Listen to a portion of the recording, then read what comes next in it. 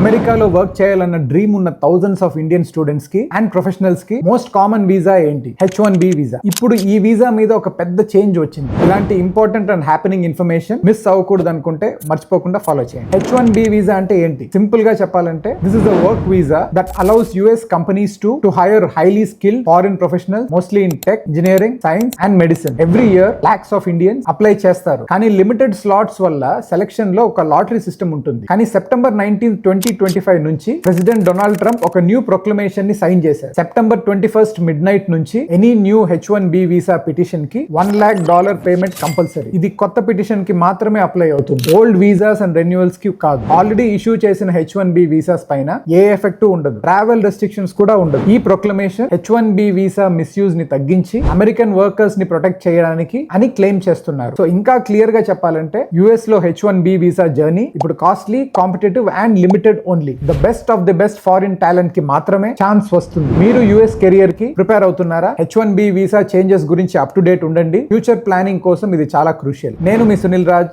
Signing off.